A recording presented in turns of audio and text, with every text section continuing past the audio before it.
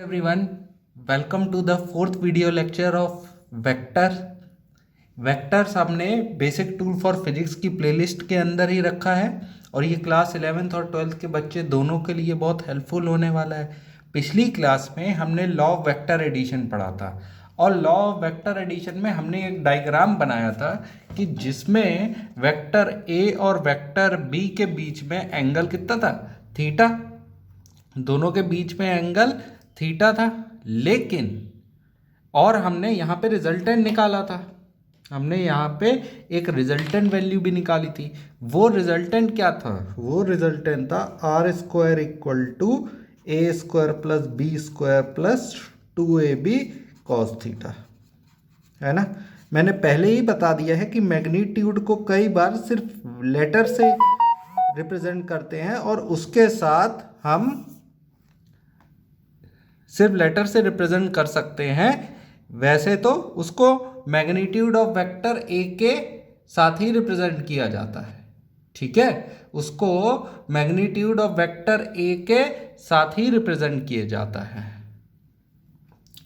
मगर हमने अपनी कि हमें इजी हो जाए रिप्रेजेंट करने के लिए हमने वो लेटर को बिना मॉड और वेक्टर के ले लिया ताकि लिखने में हमें कैलकुलेशन करने में आसानी हो जाए। तो आप लोग इसको चाहो तो ऐसे भी लिख सकते हो, ये मैं पहले ही बता चुका हूं, ठीक है। इसमें किसी तरीके का कंफ्यूजन ना हो। अब मैं आता हूं इस चीज में कि हमारा एंगल क्या है। हमारा एंगल, कौन से एंगल की बात कर रहा हूं? असल में मैं इस एंगल की बात कर रहा हूं जो रिजल्टेंट वेक्टर के साथ बना रहा है। आप देखिए, रिजल्टेंट ये ग्रीन वाला वेक्टर के साथ कुछ एंगल बना रहा है, उसको हम अल्फा दे रहे हैं।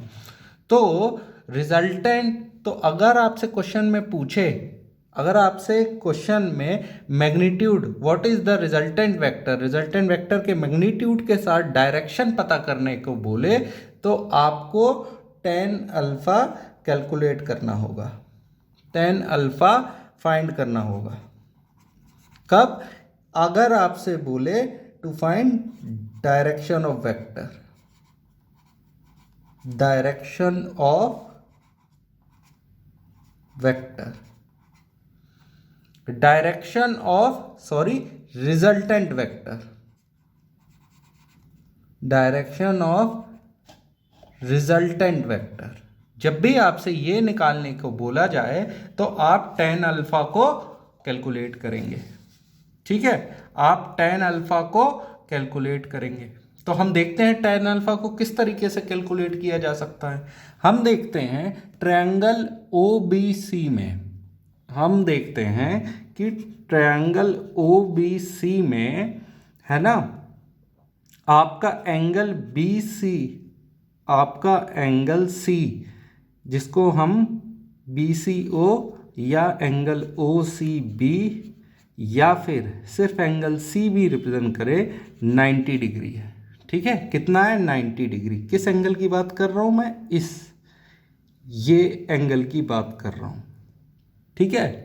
तो उसमें, तो ये एंगल की बात कर रहा हूं, तो मैं देखता हूं कि tan अल्फा क्या हो जाएगा, tan अल्फा क्या हो जाएगा, परपेंडिकुलर अपॉन हाइपोटेन्यूज। परपेंडिकुलर क्या है? BC अपॉन बेस क्या हो जाएगा? OC, है ना, है ना। परपेंडिकुलर बाय बेस हो जाएगा। tan अल्फा क्या है? Perpendicular by base.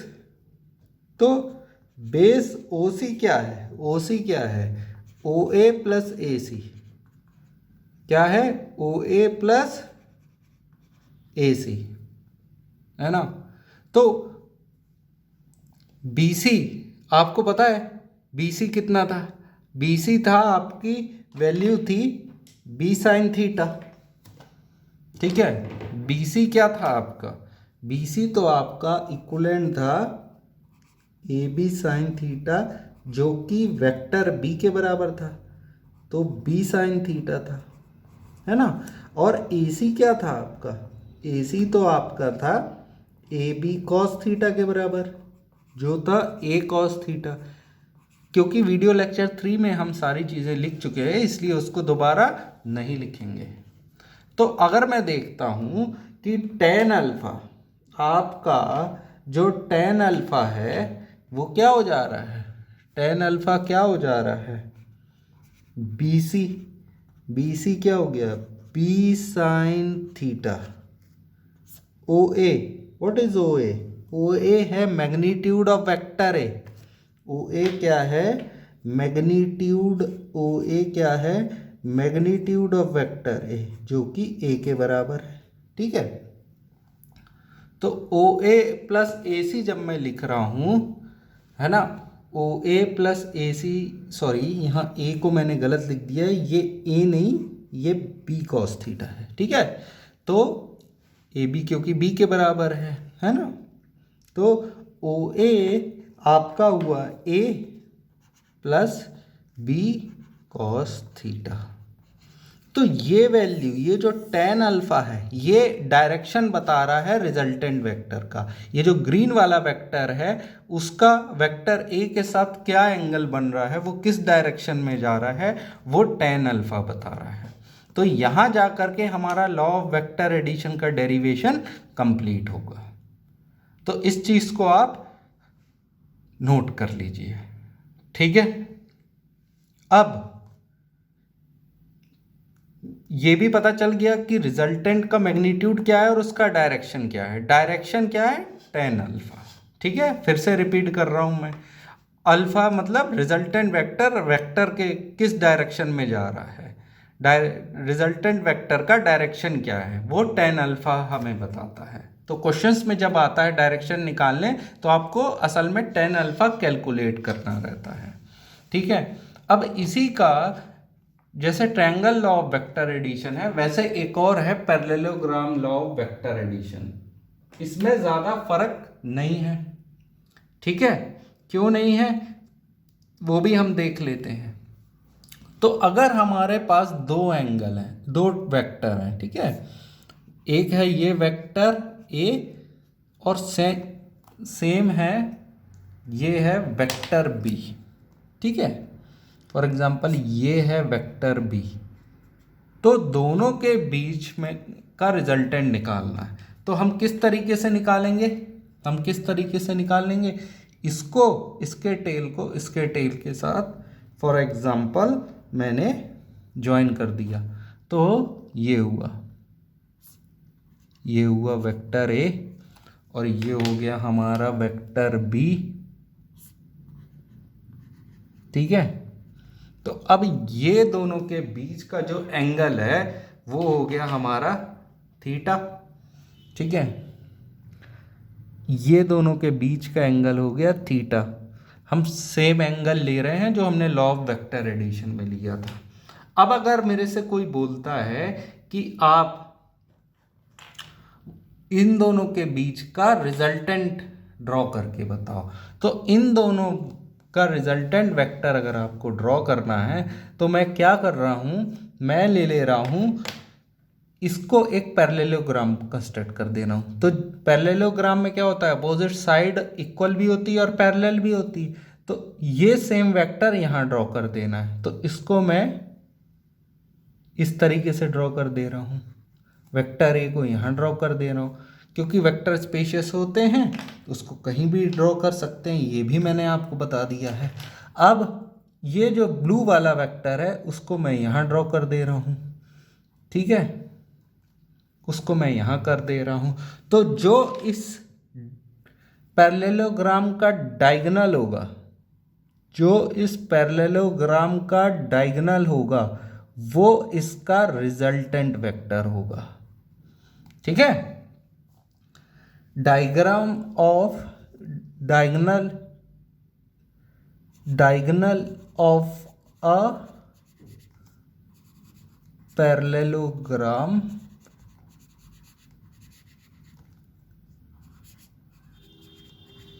Is resultant vector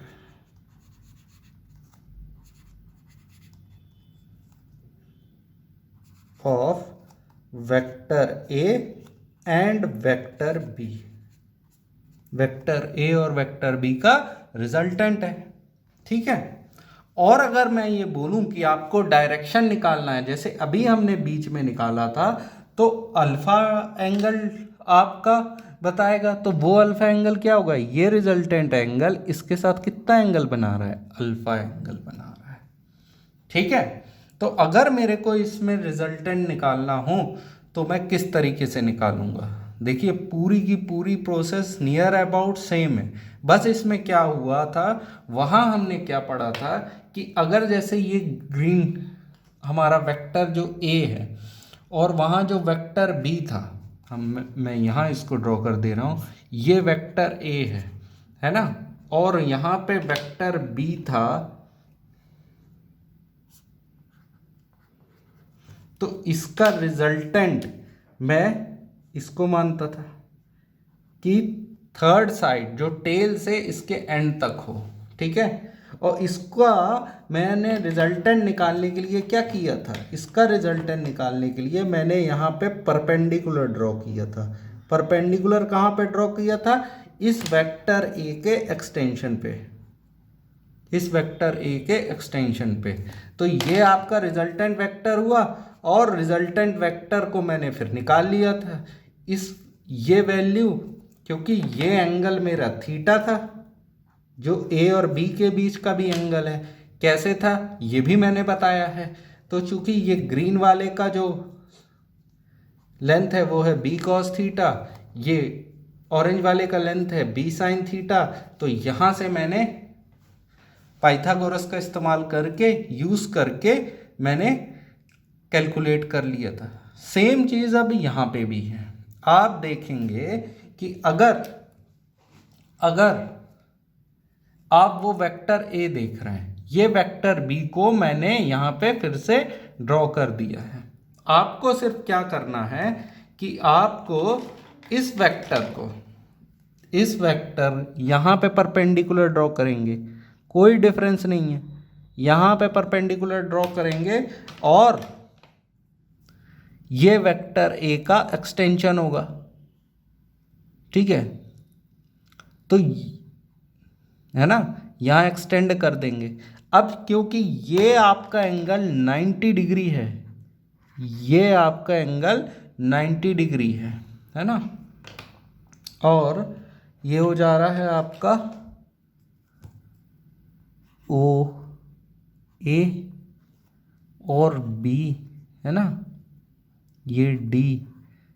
तो आपका ये एक ट्रायंगल हो गया, ठीक है, ये एक ट्रायंगल हो गया।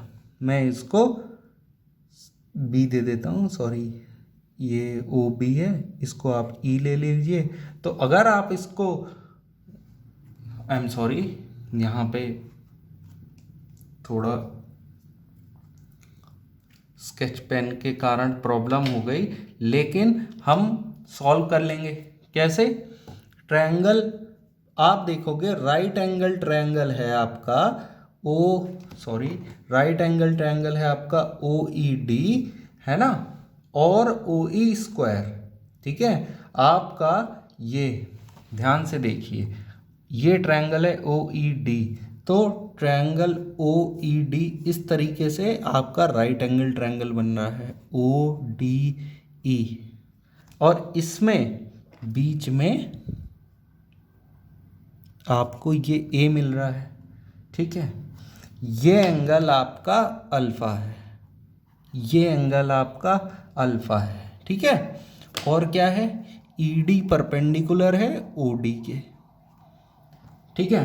तो ओ डी तो मुझे समझ में आ गया किसके बराबर है, ओ ए प्लस ए डी के, ठीक है, ओ ए प्लस ए डी के, ठीक है। हम इस चीज़ को रब कर देते हैं ताकि हमें किसी तरीके का फोकस हमारा डाइवर्ट ना हो। तो ओ ए प्लस ए डी है, ठीक है। अब ओ ई क्या है आपका, व्हाट इज ओ ई, आपका ओ ई क्या है, आप देखते हो कि आपकी ये जो ओ ई है ये कौन सा वेक्टर है, आप जरा गेस कीजिए, ओ ई आपका कौन सा वेक्टर है। आप ये इसको देखिए, रिजल्टेंट वेक्टर है, तो ओ ई वेक्टर का अगर आप मैग्नीट्यूड निकाल रहे हो, वो मैग्नीट्यूड ऑफ वेक्टर आर है या फिर आर भी कह सकते हो, ओ ई को आप आर भी कह सकते हो। ओ ए आपका सिमिलरली ए के बराबर हो जाएगा और ए ई आपका वेक्टर ए ई सेम है वेक्टर ओ बी के बराबर। क्यों? क्योंकि मैग्नीट्यूड और डायरेक्शन दोनों के सेम है। ये ब्लू वाला और इसका मैग्नीट्यूड दोनों का डायरेक्शन सेम है ना। तो अगर मैं इन दोनों का मैग्नीट्यूड निकालने जाऊं, magnitude of vector A E equal to magnitude of vector O B, क्योंकि दोनों वेक्टर का मैग्नीट्यूड और डायरेक्शन सेम है, तो आप ए ई को ओ बी के बराबर लिख सकते हो। And this is nothing but B. ठीक है, तो अब आपको ट्रायंगल ओ ई डी में अब एक चीज और बाकी रह गई है कि आपका जो एंगल है, एंगल ई ए डी, आपका एंगल ई ए डी क्या हो जाएगा, है ना, वो एंगल क्या हो जाएगा, थीटा। क्यों? ध्यान से देखते हैं, ध्यान से देखिए, ध्यान से देखिएगा, आपको पता चल जाएगा कि वेक्टर ओ बी, है ना, ये फिर से कंस्ट्रक्ट कर रहा हूँ, वेक्टर ओ बी और वेक्टर ए ई पैरेलल है और ये आपकी लाइन है। तो अगर ये एंगल थीटा हुआ तो करस्पॉन्डिंग से ये भी थीटा हो जाएगा। ठीक है, तो ये एंगल आपका क्या हो गया, थीटा हो गया। अब आपको कुछ नहीं करना है, पाइथागोरस थ्योरम ही तो अप्लाई करना है ना, पाइथागोरस ही थ्योरम तो अप्लाई करना है। तो ओ ई का स्क्वायर हो जाएगा आपका O D square plus D E square, है ना, और डी ई क्या हो गया आपका B sine theta, O D क्या हो गया आपका O A plus A D का होल स्क्वायर। तो अगर, चलिए मैं कर देता हूँ, वैसे पिछले क्लास में मैंने कर दिया है लेकिन फिर भी मैं किए देता हूँ, है ना। ओ ए है आपका ए के बराबर, तो ओ ए की जगह मैंने ए लिख दिया। ए डी आपका किसके बराबर हो जाएगा, आप देखो आपको मिला हुआ है triangle A D E, triangle A D E, इसमें ये एंगल है थीटा, तो आपको साइन थीटा हो जाएगा आपका D E upon A D. तो यहां से आपको डी ई की वैल्यू मिल गई, A D sign theta, and A D is nothing, है ना, ए डी ई क्या हो जाएगा, सॉरी, ए ई साइन थीटा, है ना, ये क्या हो जाएगा ए ई साइन थीटा, ये क्या हो जाएगा A E sine theta, and this is nothing but B sine theta.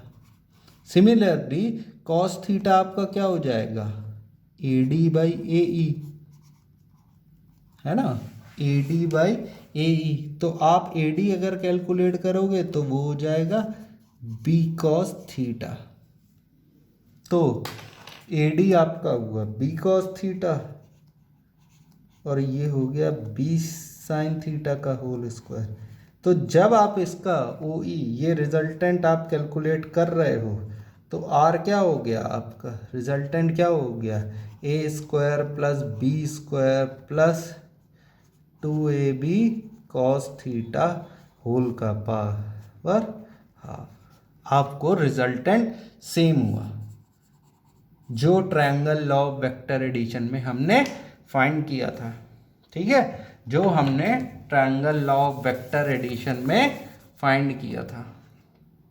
अब अगर आपसे पूछा जाए कि दो ट्रायंगल के बीच में एंगल अगर 0 हो, 180 डिग्री हो या फिर 90 डिग्री हो, तो सेम मैंने पिछली क्लास में बताया था, है ना, सेम।